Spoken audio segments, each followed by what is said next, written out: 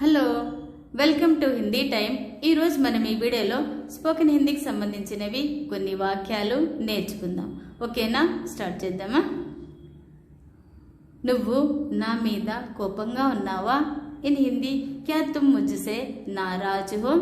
నువ్వు అంటే తుమ్, నా మీద అంటే ముజ్సే. కోపంగా ఉన్నావా అంటే నారాజ్ హో. నువ్వు నా మీద కోపంగా ఉన్నావా? ఇన్ హిందీ క్యా తుమ్ ముజ్సే నారాజ్ హో? In English are you angry with me? నేను కోపంగా లేను. ఇన్ హిందీ మై నారాజ్ నహీ హూ. నేను అంటే మై, కోపంగా అంటే నారాజ్, లేను అంటే నహీ హూ. నేను కోపంగా లేను. ఇన్ హిందీ మై నారాజ్ నహీ హూ. In English I am not angry. Phone ఎందుకు చెయ్యలేదు? ఇన్ హిందీ ఫోన్ క్యూ నహీ కియా. మరి కోపంగా లేవు కదా, ఫోన్ ఎందుకు చేయలేదు ఇన్ని రోజులు అని క్వశ్చన్. ఫోన్ ఎందుకు చేయలేదు? ఇన్ హిందీ ఫోన్ క్యూ నహీ కియా. ఎందుకు అంటే క్యూ, చేయలేదు అంటే నహీ కియా. ఫోన్ ఎందుకు చేయలేదు? ఇన్ హిందీ ఫోన్ క్యూ నహీ కియా. In English why didn't you call. నాకు ఆరోగ్యం బాగలేదు. ఇన్ హిందీ మేరీ తబియత్ ఠీక్ నహీ హై. ఫోన్ ఎందుకు చేయలేదంటే నా హెల్త్ బాగలేదని రీజన్ చెప్తున్నారు ఇక్కడ. నా అంటే మేరీ, ఆరోగ్యం అంటే తబియత్, బాగోలేదు అంటే ఠీక్ నహీ హై, నా ఆరోగ్యం బాగలేదు. ఇన్ హిందీ మేరీ తబియత్ ఠీక్ నహీ హై. In English my health is not good. నీకు ఏమైంది? ఇన్ హిందీ తుమ్హే క్యా హువా. నీకు అంటే తుమ్హే, ఏమైందంటే క్యా హువా, నీకు ఏమైంది. ఇన్ హిందీ తుమ్హే క్యా హువా. In English what happen to you. నాకు జ్వరం వచ్చింది. ఇన్ హిందీ ముఝే బుఖార్ ఆయి హై.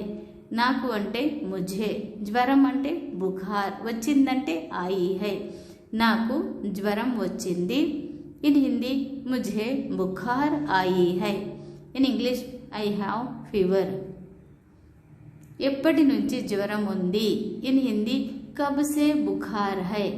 ఎప్పటి అంటే కబ్, సే అంటే నుంచి, నుంచి అంటే సే, జ్వరం అంటే బుఖార్, ఉంది అంటే హై. ఎప్పటి నుంచి జ్వరం ఉంది? ఇన్ హిందీ కబ్ సే బుఖార్ హై.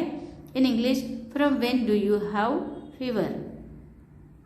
4 రోజుల నుంచి జ్వరం ఉంది.